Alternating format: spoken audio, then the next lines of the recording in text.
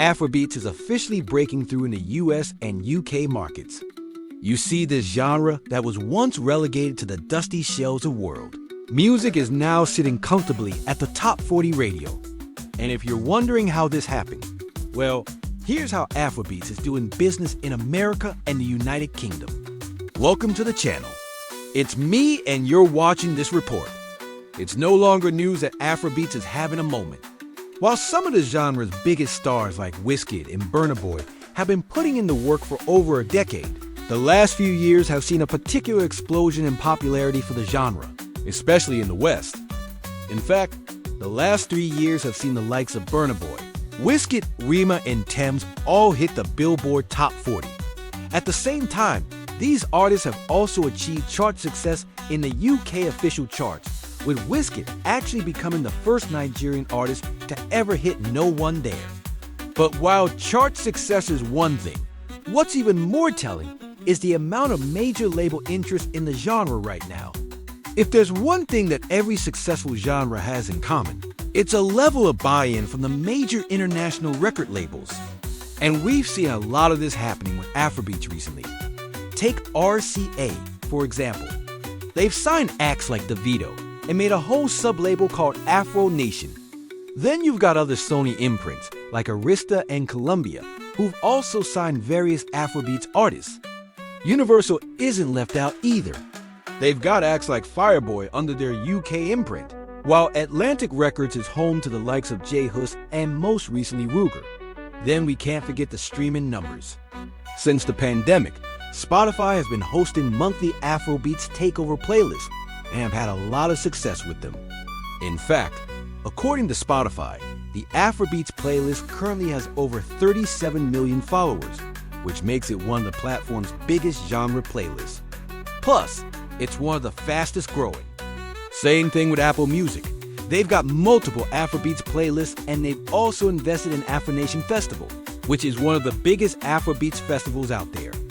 Not to mention Audiomack, who have been instrumental to the genre's rise, because a lot of the big hits we know today started off on that platform. For instance, before Asake's Mr. Money remix went viral on TikTok, it was already making waves on Audiomack, where it garnered over 8 million streams.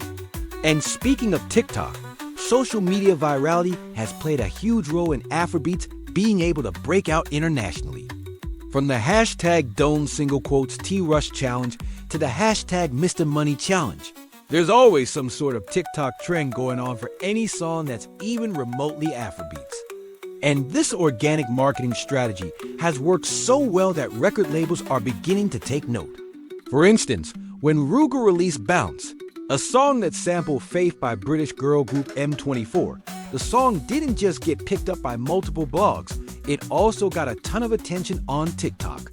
The official music video has over 20 million views on YouTube, and the audio has over 15 million views. So when Atlantic Records came calling, it wasn't really a surprise. What's even more interesting though is how Afrobeats artists are being featured on songs with some of the biggest Western artists in the game. We've seen this happen a lot with Drake, Wizkid, and even with Fireboy DML. But recently we've seen a surge of collaborations with the likes of Justin Bieber, Ed Sheeran, and even BTS. And while some people may think that these features are beneath the Afrobeats artists, I would argue that they're actually quite strategic. For one, they're helping to introduce Afrobeats to a whole new audience. And secondly, they're demonstrating that Afrobeats artists can hang with the best in the industry. After all, Wizkid's verse on Essence was added after Tems had already recorded her part and Drake was added on the remix of the song. And both men delivered, turning Essence into one of the biggest songs of 2021.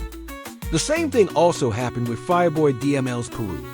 The Ed Sheeran remix of the song became an instant classic, topping charts around the world and becoming the longest-running No. 1 single in the United Kingdom in 2021. Now, don't get me wrong, I'm not saying that these features are organic or that these Western artists aren't getting value from the Afrobeats artists they're featuring. What I'm saying is that it's a win-win situation.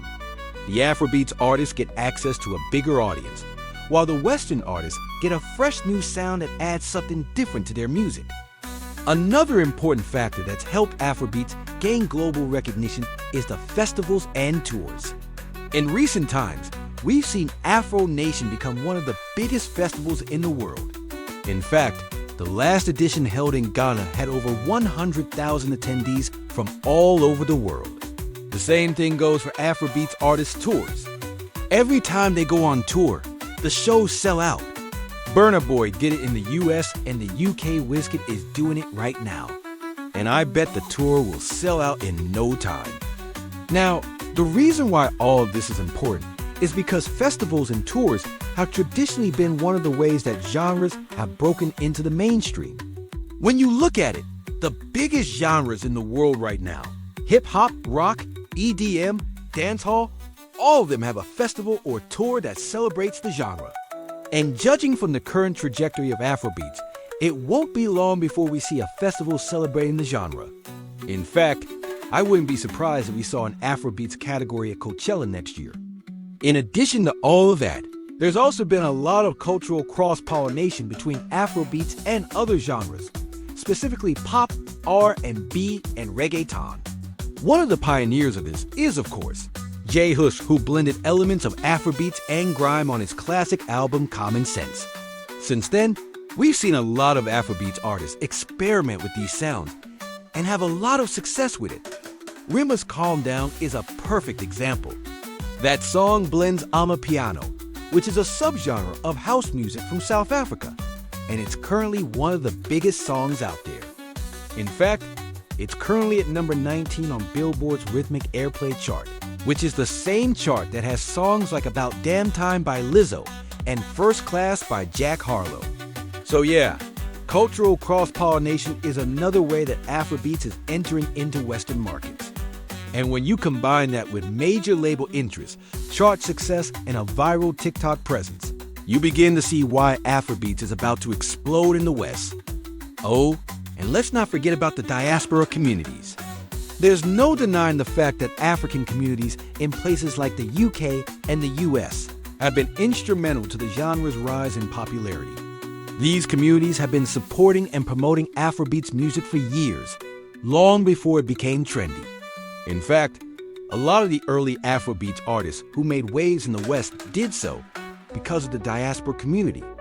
I'm talking about people like Wizkid, who built up a strong following in the UK early on in his career. And that following propelled him to the mainstream when he released Essence. If there's anything that history has taught us, it's that you shouldn't sleep on the diaspora vote. Even the Grammys understand this, which is why they created a Best Global Music Performance category. The first ever winner of the award was Wizkid for his contribution to Beyoncé's Brown Skin Girl. And since then, we've seen Burna Boy and Beninese singer Angelique Kidjo win the award. So yeah, the diaspora vote is definitely a force to be reckoned with. And we'll probably see more Afrobeats artists win that award in the future. Plus, if you look at some of the other award shows, you'll see that BET has an award for Best International Act, and the winner is almost always an Afrobeats artist. It's either Wizkid, Burna Boy, or Davido who's taking home that trophy year in and year out. Going forward, I think we'll see more Afrobeats artists get signed to major labels. I mean, we've already seen the likes of Ruger, Ayra Starr, and Joeboy get signed to international labels. And I believe that we'll see more Afrobeats-specific award categories in the future. Think about it. If there's a Best Latin Rock or Best K-Pop category at the Grammys, why can't there be a Best Afrobeats category? We could also see more Afrobeats artists start their own brands, like we're seeing with Wizkid's Starboy brand and Burna Boy's Spaceship Collective. Both men have built up their brands into billion-dollar enterprises. So it only makes sense that we see more Afrobeats artists try to do the same thing. Overall, the future is looking bright for Afrobeats, and I can confidently say that this is just the beginning. Drop your thoughts in the comments section below and let me know what you think.